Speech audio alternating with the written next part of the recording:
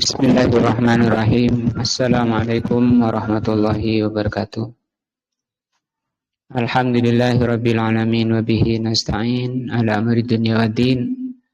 Asyhadu an la ilaha illallah wa asyhadu anna Muhammadan abduhu wa rasuluh. Allahumma shalli ala Muhammadin wa ala alihi wa sahbihi ajmain. Wa ba'du. Pelajaran kita pagi ini tafsir juz amma, kita sampai di surat Al-A'la ayat yang kedua,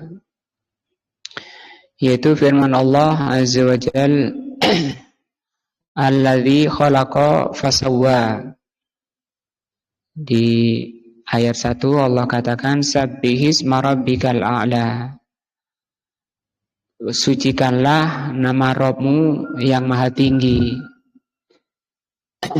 Allah yang maha tinggi itu yang telah menciptakan, fasawwa kemudian menyempurnakan. Khalaqa yakni aujada. Khalaqa itu maknanya aujada, mewujudkan. Minal adam, dari tidak ada. Termasuk kita-kita ini dulu tidak ada, kemudian diadakan, itu namanya khalaqa. Kullul makhluqati, semua makhluk, aujadahallahu azza wa jal, yang mewujudkan itu Allah azza wa jal.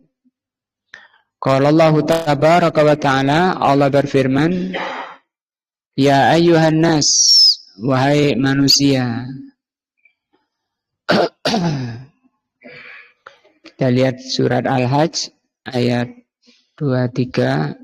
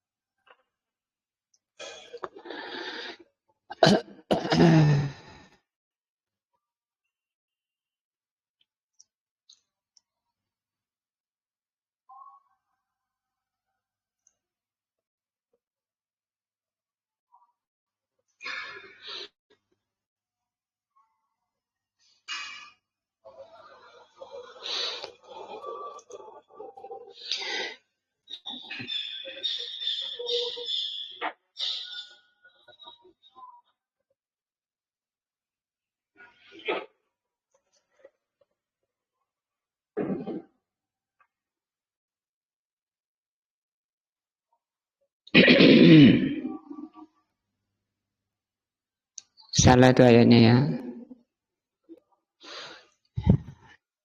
Ya ayuhan nas, wahai manusia.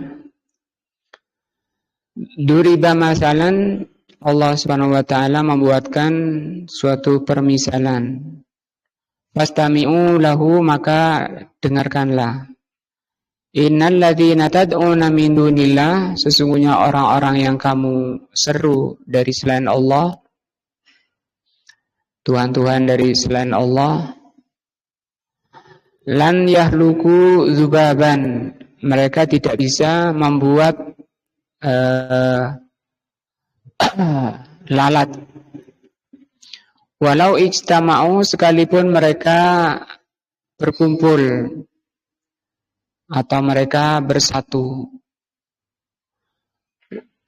Wa in yaslibahum dzubab syai'an la yastanqudhu minhu.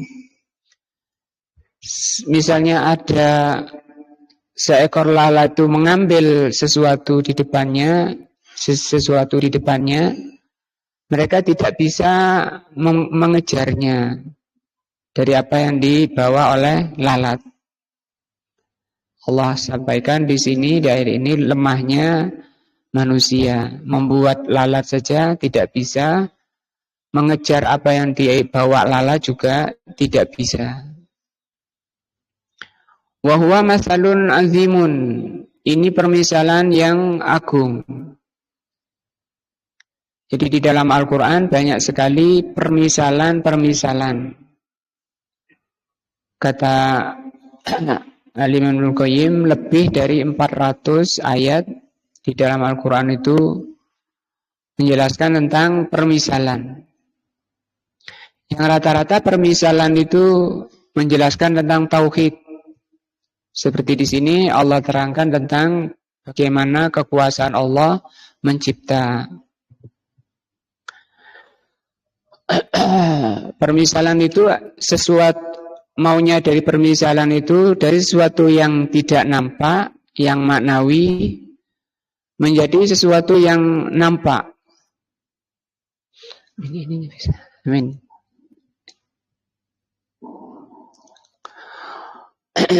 Kullul ladzina tad'un min dunillah, semua yang kamu seru dari selain Allah, lan yahluku dzubaban, Tuhan-Tuhan yang diseru dari selain Allah, mereka tidak bisa membuat lalat.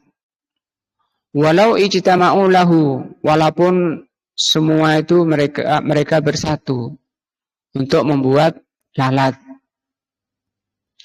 Lau yajtami'u jami'ul alihah, misalnya seluruh Tuhan-Tuhan, apakah itu Fir'aun dan seterusnya, allati tu'badu min dunillah, yang diibadahi dari selain Allah, wa jami'us salatin, atau seluruh sultan, penguasa.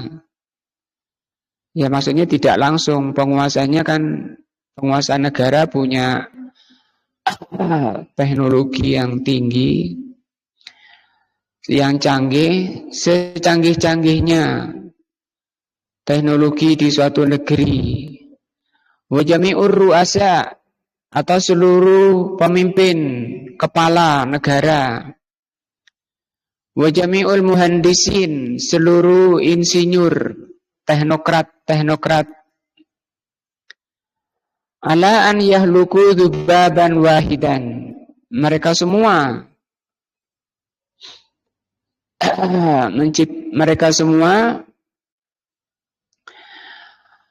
bersatu untuk membuat satu ekor lalat. Kata beliau, mastata'u, mereka tidak akan bisa. Mereka tidak akan bisa ila dzalika sabilan. Mereka sama sekali tidak akan menemukan satu cara. Memang tadi sudah dinas oleh Allah, mereka tidak akan bisa. Semua cara oleh Allah Subhanahu wa taala ditutup. Wa nahnu fi hadzal asr, kita yang hidup di zaman ini, di zaman yang penuh kecanggihan. Waqad taqaddamat as-sana'ah, hadha taqaddum al-hailu, seperti banyak perusahaan-perusahaan teknologi tinggi. Nah,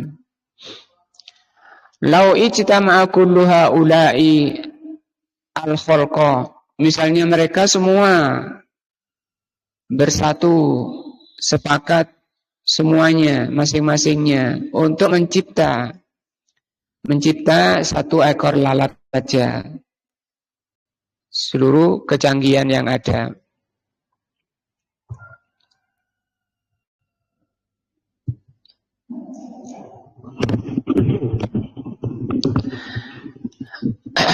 Kata beliau, mastata'u, mereka tidak akan bisa.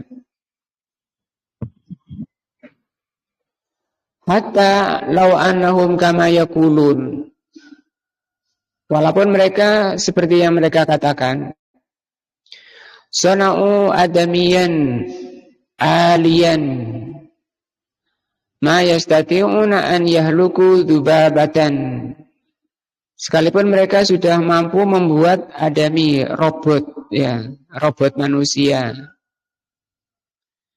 Walaupun mereka mampu membuat robot manusia, sebagaimana kita saksikan, kata beliau, ma yastati'una an yahluku dzubabatan, mereka tidak akan bisa membuat lalat. Padahal kalau mungkin dari susahnya, membuat manusia lebih besar, tapi membuat robot manusia bisa, sementara membuat satu lalat tidak bisa. Hadal adami al-ali ma huwa illal alat. Robot manusia ini hanya alat, benda mati. Tataharrak faqad, dia hanya bisa bergerak. Nah, mengikuti alatnya itu. Lakin la taju'u, tapi robot itu tidak bisa lapar. Wala ta'tisu, tidak bisa haus. Wala tahtar, juga enggak bisa milih. Wala tabarrud, tidak bisa demam, tidak bisa kedinginan, tidak bisa kepanasan. Wala tataharraka illa bitahrikin, dia tidak bisa bergerak semaunya kecuali harus ada penggeraknya, yang disebut alat tadi.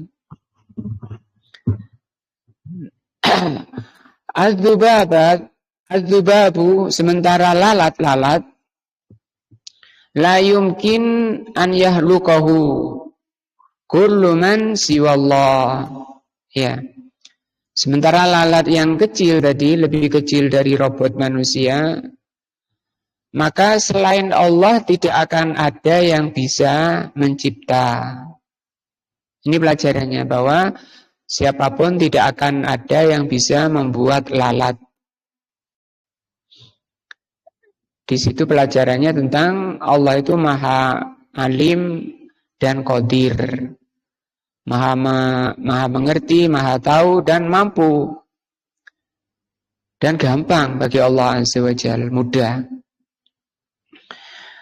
Kalau dipikir mungkin adami lebih susah, dari robot manusia lebih susah daripada lalat.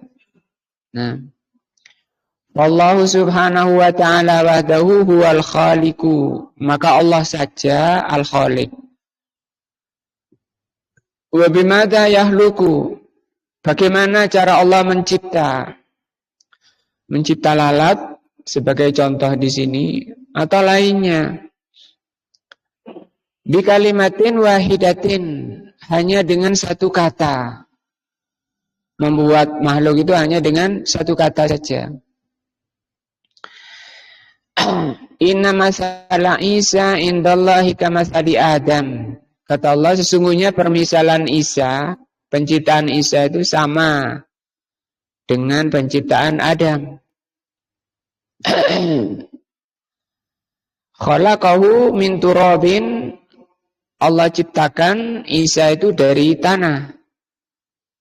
Summa qala lahu, kemudian Allah mengatakan kepada Nabi Isa, kun fayakun. Kemudian Allah mencipta dengan satu kalimat ini saja, kun. Itu sudah jadi apa yang Allah kehendaki. Nah, tidak ada perbedaan dengan Adam. Bahkan mungkin lebih canggih Adam ya, kalau dari sisi, karena Adam ini, Nabi Adam alaihissalam tanpa bapak, tanpa ibu. Kalau Nabi Isa masih ada ibu. Allah menciptakan orang tanpa bapak, tanpa ibu. Nabi Adam, ada yang Allah ciptakan dari bapak tanpa ibu, yaitu Hawa. Kemudian ada orang yang tercipta dari ibu tanpa bapak, yaitu Nabi Isa. Semua sama, kata Allah. Sama, mereka itu sama, dicipta dari tanah, hanya dengan satu kata. Di ayat lain Allah Subhanahu wa taala berfirman, innama amruhu idza arada syai'an, sesungguhnya perkaranya kalau Allah menghendaki sesuatu, Allah menginginkan sesuatu, an yakula lahu, Allah mengatakan kepada yang dikehendaki, kun. Itu saja. Kalau kita bikin apa, bikin weci saja ya, gorengan itu ribet, cari minyaknya, cari alat-alatnya, bahannya, ke pasar. Nah, leren ngadoni, goreng dan seterusnya. Panjang. Bahkan lebih cepat makannya ya daripada bikinnya.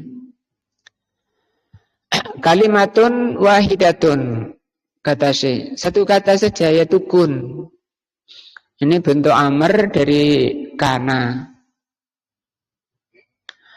Al-khaliqu kulluha, makhluk semuanya, tamutu, akan mati.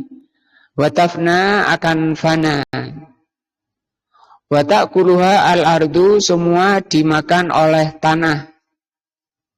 Watakuluha as-siba, ada yang dimakan binatang buas. Watahrikuha an-niron, ada yang dibakar api. Wa idza kana yaumul qiyamah, tapi kalau nanti pada hari kiamat semua yang dimakan api, yang jadi tanah, yang dimakan hewan buas, zajarahallahu zajratan wahidatan. Nah, Allah keluarkan satu kali hentakan, satu kali tiupan saja.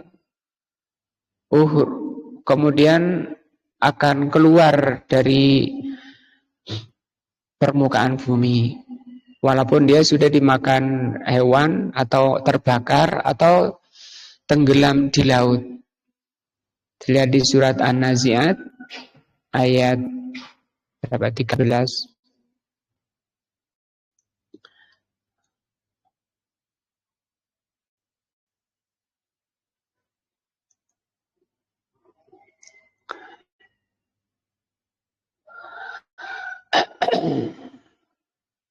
Hanya dengan sekali tiupan. Fa innama hiya zajratun wahidah. Tadi dengan berbagai macam manusia hilangnya di muka bumi, itu Allah bangkitkan dengan satu tiupan. Fa idahum bisahira. Satu kali tiupan mereka sudah muncul di muka bumi. Nah, in kanat illa sayhatan wahidatan, itu hanya satu sayha, artinya teriakan. Mungkin ini maksud adalah tiupan sangkakala itu kan keras. Faidahum jami'un ladaina muqdarun. Sekonyong-konyong mereka sudah hadir di hadapan kami. Kullul alami. Nah, semua alam ini, min insin berupa manusia, wajinin berupa jin, wawuhusin, wahasarotin, hewan-hewan, bahkan hasarot dari serangga-serangga, waghairuha, dan selainnya, kulluha, semuanya yaumal qiyamah, pada hari kiamat, tuhsyaru, dibangkitkan semua, enggak ada yang tertinggal, hanya dengan satu kalimat, bi kalimatin wahidatin. Apa kita mau bilang secanggih itu ya? Setiap hari Allah mencipta yang selalu kita dapati, mencipta sayuran, makanan, ikan di laut, setiap hari bikin kedelai, kacang hijau, sayur-sayur, beras. Itu tidak susah bagi Allah, hanya bilang kun, jadi. Idan kesimpulannya, fallahu azza wa jal wahdahu huwal khaliqu, bahwa hanya Allah saja al-khaliq. Wala ahada yahluku ma'hu, tidak ada yang bisa mencipta selain Allah. Walaupun kursi misalnya. Kursi itu ya sama dengan alat tadi. Orang cuma merubah dari kayu jadi kursi, tapi pencipta kayunya itu Allah Azza wa Jalla. Wal khalqu la ya'siruhu wa la ya'jizuhu wa huwa sahlun alaihi.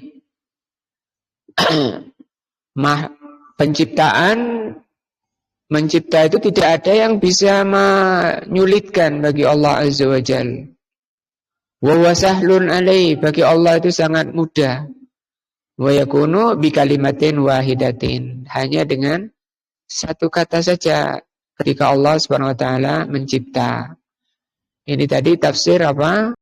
Allazi khalaqa fasawwa. Kemudian fasawwa ini. Yani sawwa ma khalaqahu. Sawwa itu menyempurnakan, setelah dicipta disempurnakan. Artinya apa? Tidak asal-asalan. Nah, bahkan kalau kita mungkin mau bikin lalat saja, mungkin di samping nggak bisa, butuh ketelitian yang sangat, butuh waktu yang sangat panjang. Allah Subhanahu wa taala mencipta dalam satu kalimat dengan penuh kesempurnaan. Ala ahsani suratin, yang dimaksud fasawwa di sini yakni sawwa ma khalaqahu. Allah sempurnakan apa yang Allah ciptakan ala ahsani suratin, dalam bentuk yang terbaik. Mutanasibah, dan bentuknya sesuai. Nah, ular panjang, cacing kayak gitu berjalan dengan badannya, ular juga dengan perutnya, dan seterusnya. Al-insan masalan, sekarang al-insan contohnya. Qala Allah Ta'ala fi suratil Allah Subhanahu wa taala berfirman dalam surat Al-Infitar, alladzi khalaqaka. Allah yang telah menciptakan kamu, fasawwak. Allah sempurnakan kamu. Fa'adalaka, adalaka itu lurus bisa, tegak bisa. Dan itu hanya manusia ya yang dari jenis dibanding dengan hewan yang bisa lurus hanya manusia. Fi ayyi suratin masya'a rakkabak. Dalam bentuk apapun, apa yang Allah kehendaki, itulah yang terjadi. Di surat At-Tin Allah berfirman, laqad khalaqnal insana fi ahsani taqwim. Sungguh kami ciptakan manusia itu dalam bentuk paling bagus, bentuk paling tegak bisa ya. La yujadu, kamu tidak akan mendapati fil khalaik, dalam ciptaan Allah, syai'un, sesuatu, ahsanu min khilqatil insan. Tidak ada di makhluk ini yang lebih baik daripada penciptaan manusia, bentuk manusia. Walaupun di sana ada orang hutan, ya, itu kan disebut orang. Tapi bentuknya tidak akan sama dengan manusia. Ra'suhu fawqa, kepalanya ada di atas. Wa qalbuhu fis sadri, hatinya di dada. Wala hayatin tamah, bentuknya bagus. Nah, matanya dua di depan, hidungnya satu di tengah, di bawahnya mulut, telinganya di samping. Ini dibahas secara rinci oleh Al-Imam Ibnu Qayyim. Kenapa matanya di depan kayak gitu? Kenapa telinganya di samping? Kenapa hidungnya di bawah mata dan seterusnya? Di dalam kitab beliau Miftah Darus Sa'adah. Agak tebal, tapi Masya Allah belajar itu seperti mempelajari tentang bagaimana perbuatan Allah. Seperti ini kan kita belajar tentang apa yang Allah lakukan. Yang disebut af'alu. Perbuatan Allah itu penuh hikmah. Penuh hikmah itu penuh maksud dan tujuan. Kenapa kupingnya di samping? Kenapa dua? Nah, kenapa telinga, matanya, mulutnya cuma satu?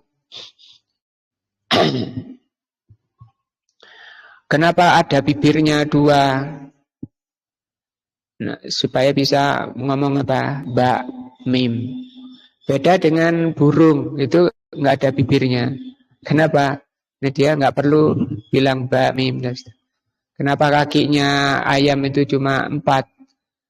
Karena dia tidak nulis dan tidak menjahit. Itu dibahas rinci seperti itu. Nah, judul kitabnya Miftah. Apa Miftah? Kunci Darus Sa'adah, kunci-kunci kalau ingin masuk ke Darus Sa'adah.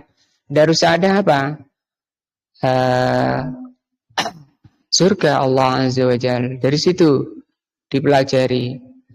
Nah, mungkin lihat kitabnya aja belum ya? Pernah lihat kitabnya Miftah Darus Sa'adah. Nah, caranya untuk sampai ke sana ditunjukkan.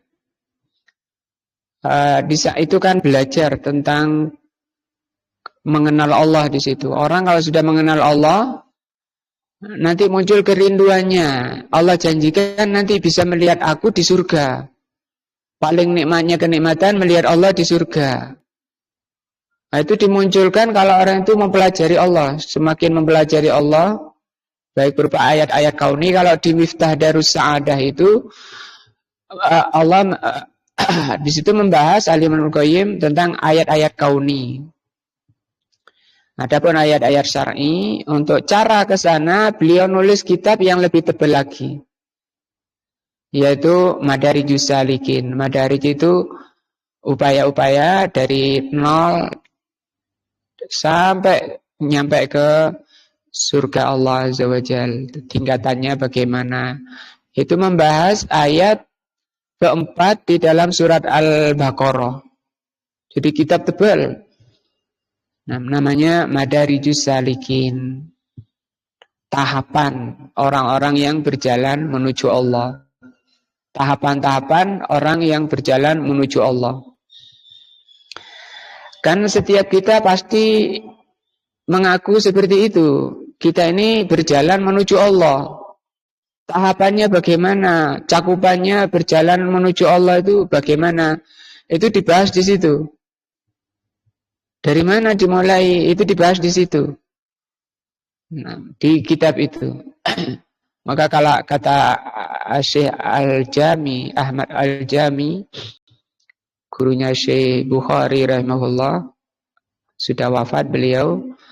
Orang kalau malas taklim kayak gitu, hendaknya baca kitab ini, Madarijus Salikin. Itu obat kuat, obat bagus untuk mencambuk orang, menghilangkan kemalasan, kelalaian. Karena kalau mengaku ingin surga, ingin selamat, semua orang. Tapi yang mau menjalani tahapan-tahapannya, jalannya itu yang jarang. Itu namanya maghrur, dusta, tertipu. Jadi tidak sekedar pengakuan, hatta Yahudi Nasara ya mengaku ingin ke surga. Bahkan mereka bilang tidak ada yang ke surga kecuali Yahudi dan Nasara ya.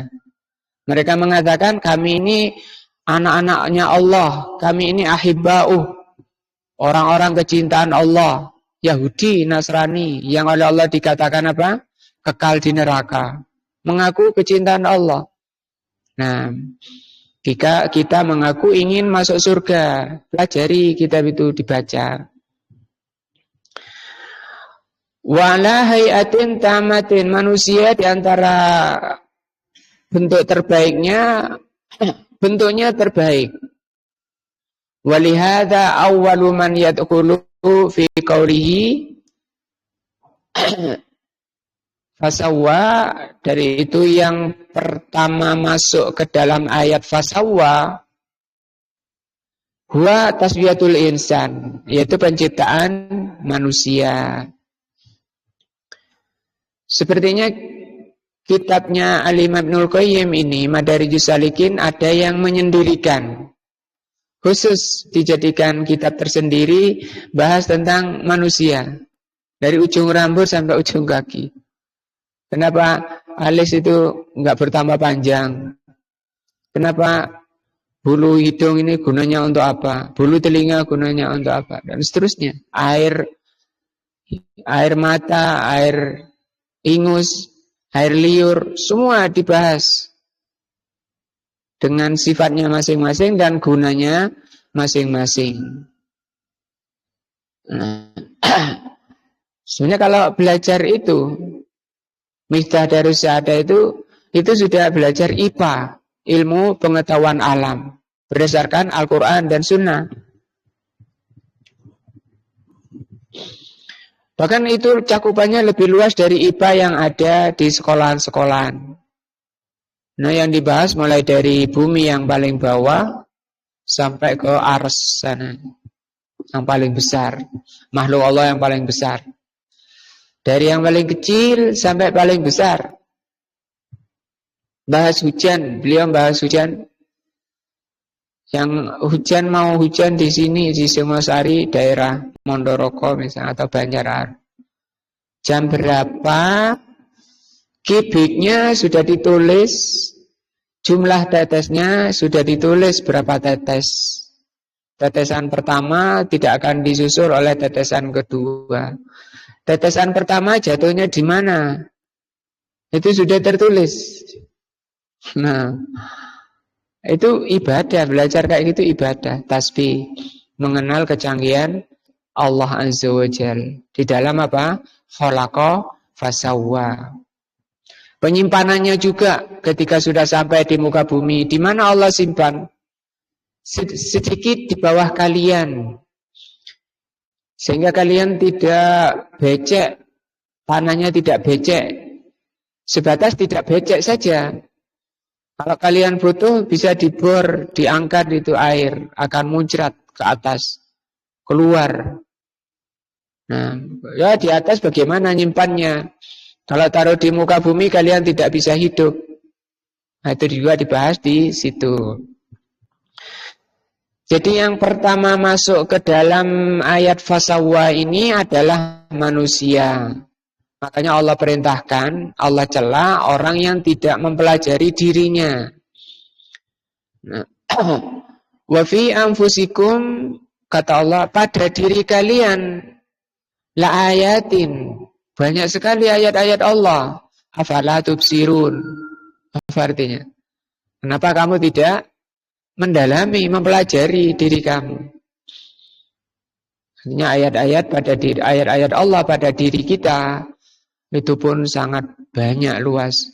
Mulai dari yang nampak di permukaan maupun yang terdalam. Beliau bahas mulai dari saraf-saraf, sistem saraf di dalamnya, yang di dalam anggota badan itu sistem pencernaan, sistem pembuangan, nah, sistem saraf, sistem darah, aliran darah dan seterusnya. Dalam satu tubuh yang demikian kecil, tapi kalau dibahas di situ betapa begitu rusak, satu akan rusak. Nah, ini ayat 2 ya. Alladzi khalaqa fasawwa. Alladzi khalaqa fasawwa kullu syai'in, segala sesuatu, yusawwi ala wajhil ladzi yakunu laikan bihi. Allah sempurnakan dengan yang standar kesempurnaannya itu yang pantas. Kalau ayam seperti itu. Nah, kemudian kucing dan seterusnya dibahas. Al-Imamul Qayyim bahas. Walladzi qaddara fahada, ayat 3 ya. Dan yang telah menentukan, menakdirkan, fahada kemudian beri petunjuk. Qaddara kulla syai'in, Allah menakdirkan segala sesuatu. Azza wa Jal, kama qala ta'ala wa khalaqa kulla syai'in faqaddarahu takdira. Allah mencipta segala sesuatu, kemudian Allah tentukan takdirnya. Nah, qaddarahu fi halihi, Allah tentukan keadaannya. Wa fi malihi, fa fi ma'alihi, akhirnya. Wa fi dzatihi, zatnya kayak apa, bentuk badannya. Wa fi sifatihi, sifat-sifatnya. Ada yang buas, ada yang lunak. Ada yang berdiri, ada yang duduk, ada yang jalannya merangkak. Itu sifat. Zatnya juga bentuknya. Kullu syai'in lahu qadarun mahdudun. Segala sesuatu oleh Allah sudah ditentukan mahdud. Dengan batasan-batasan yang Allah tetapkan. Fal ajalu mahdudatun. Akhirnya juga terbatas. Wal ahwalu mahdudatun. Keadaannya juga dibatasi oleh Allah. Wal ajsam, demikian juga badannya oleh Allah Subhanahu wa taala dibatasi. Nah, asalnya manusia itu besar, sekitar 25 meter.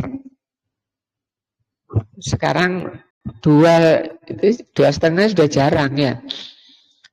2,5 meter, artinya 2,5 meter itu sudah tinggi.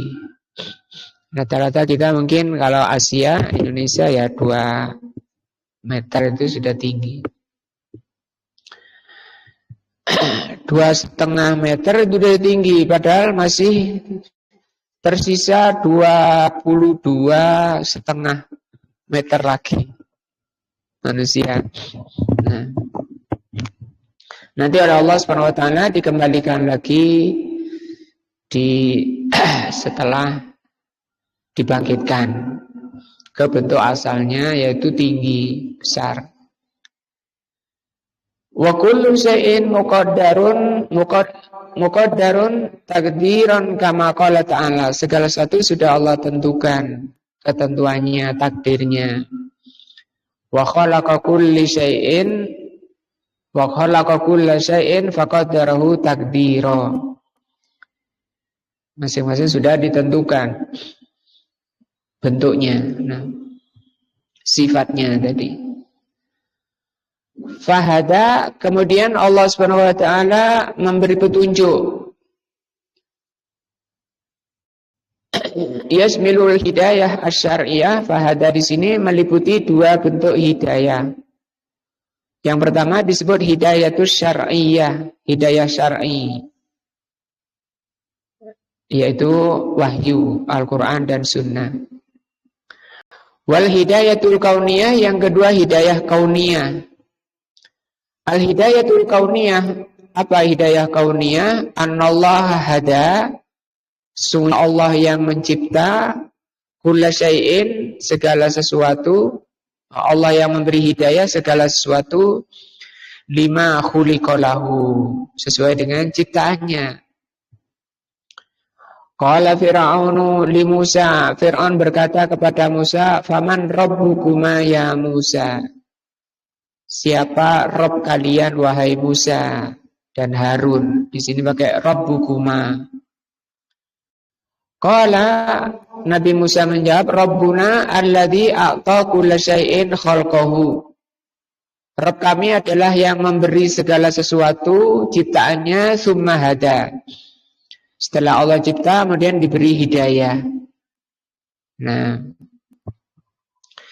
tajidu kulla mahlukin, segala makhluk, segala ciptaannya itu qad hadahullah, Allah yang memberi hidayah.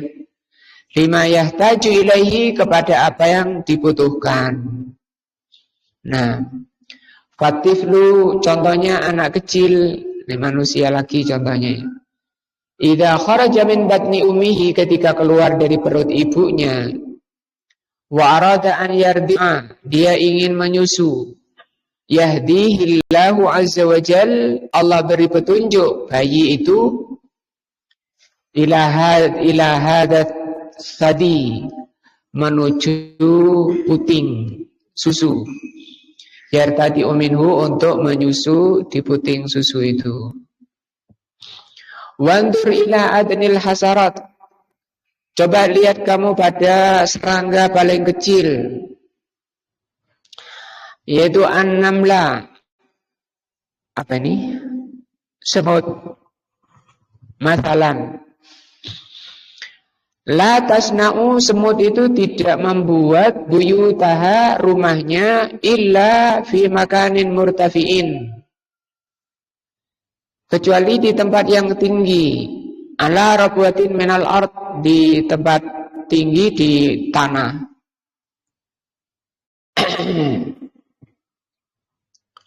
Dan jumlahnya banyak. Semut Al-Imam Ibnul Qayyim di dalam kitab tadi, apa tadi? Miftah ya, mengatakan lebih dari 1000 jenis. 1000 jenis apa itu? Semut.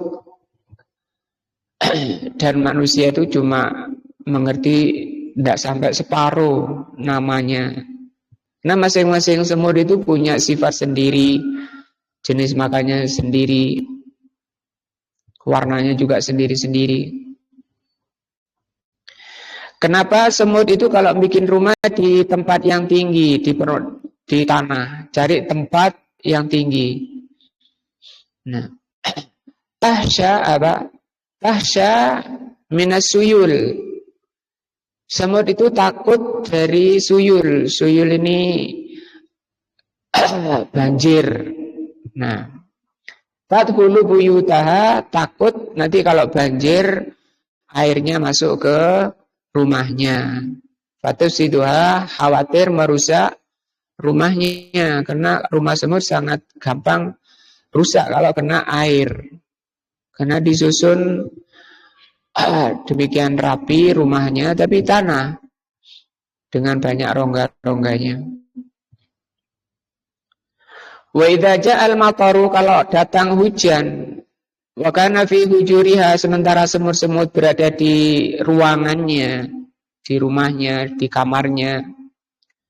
Au fi buyutiha, atau di rumahnya. Au fi buyutiha ta'amun, sementara di rumahnya bukan hanya kamar-kamar untuk istirahat, untuk diam. Dia punya gudang juga, masing-masing semut di daerahnya itu ada ta'am, makanan, gudang makanan. Makanan minal hubub, makanannya simpanan, gudang biji-bijian. Kalau kita ini bulog ya, semut juga punya bulog. Apa singkatan apa bulog? Badan logistik ya. Lumbung logistik. Semut juga punya, isinya ini biji-bijian. Nah, tahruju bihi idza itala'atis syamsu. Semutnya itu mengeluarkan biji-bijian tadi kalau matahari keluar. Tan siruhu li'alla ya'fanna, dia jemur dulu biji-bijian itu. Wahya qabla an tadakhirahu, dan dijemur dulu, dikeringkan dulu biji-bijian itu sebelum disimpan. Sebelum disimpan, dimasukkan ke gudangnya tadi. Dan sebelum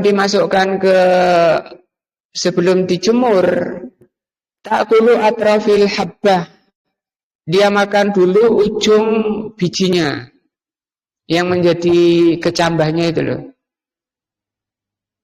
Kalau jagung itu ada putih-putihnya, itu dihilangi dulu. Kenapa? Li'alla tambutu, supaya enggak tumbuh. Nah, supaya enggak tumbuh. Mungkin kalau kita enggak belajar gini ya enggak tahu kenapa itu dimakan, dihilangin. Ya. Fatus itu alaihim, karena nanti kalau tumbuh rusak. Gudangnya rusak juga. Nah, dan semutnya itu Al-Imam Ibnul Qayyim di dalam kitab Madarijus, di dalam kitab Miftah Darus Sa'adah juga menjelaskan sifat semut. Bahwa semut itu juga membenci, di samping gotong royongnya yang sangat kuat, kemudian dibagi menjadi tim bagian cari makanan sendiri. Kemudian ada tim yang bagian ngangkut. Tim, ada komandannya, ada rajanya yang ngatur pasukannya. Tapi ke sosialnya, dan setiap ketemu dia akan menyapa. Dibahas oleh beliau. Dan paling membenci kedustaan. Goro, dusta itu dibenci. Dan Al-Imam Al-Qayyim buat contoh di sana kasus. Ditulis di kitab kitanya itu ada kasus semut dapat makanan kebesaran. Satu semut dapat makanan kebesaran, gak bisa bawa, dia segera lapor ke bagian angkut, tukang angkut makanan. Ketika dia nyusul temannya yang bagian ngangkut, ada orang, manusia, ngangkat ini, makanannya tadi diangkat. Datang itu rombongan yang mau bawa. Kok nggak ada? Nggak ada, pulang ini semut. Pulang, semua pulang. Dan yang tadi yang lapor, yang itu balik. Sama orangnya dikembalikan. Loh ada itu. Sampai 3 kali. 3 kali. Setelah 3 kali, begitu semutnya ngasih tahu bahwa ada makanannya ada. Kemudian balik ini tukang ngambil makanan, bagian bawa musung makanan balik. Diangkat lagi sama orang. Sama orangnya tadi. Ya enggak ada. Loh, saya tadi sendirian ada, tapi kalau ada bagian ngangkut enggak ada. Nah, sampai ketiga kalinya ada, saya lihat lagi ada. Kemudian ketiga kalinya diangkat. Oh itu karena diangkat enggak ada. Sudah 3 kali kok enggak ada. Ngamuk itu si bagian bawah, bagian angkut itu ngamuk sampai mati, dibunuh. Kenapa? Kata Imam Al-Qayyim, itu semut sangat jengkel ke yang nyusul tadi karena dianggap apa? Dusta. Dianggap bohong. Nah. Hadza syai'u musyahidun.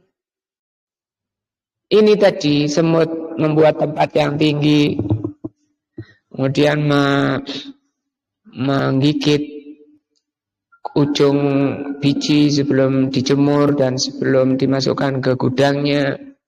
Kata beliau, musyahadun bisa disaksikan, mujarrabun, dan mujarrab itu biasa kayak gitu. Sekarang pertanyaannya, manil ladzi hadaha lidzalik? Siapa yang ngajari semut seperti itu? Innahu Allahu azza wajal, yang mengajarinya Allah azza wajal. Wa hadhihi hidayatun kauniyatun. Ini yang dimaksud dengan hidayah kauniyah. Kalau ini masih normal-normal, bagus, kerja keras, semut, tidak kenal siang, malam, semangat kerjanya. Sampai banyak yang jadi korban mati di gelas kopi, di gelas teh. Nah, ada lagi yang cari makannya itu dengan menipu. Pura-pura mati. Begitu mendekat, calon makanannya langsung bangkit, ditangkap itu. Hewan apa kira-kira? Musang, ya. Musang itu kalau bisa sembunyi di sampah gitu, giginya kan kuning. Dia tampakkan giginya.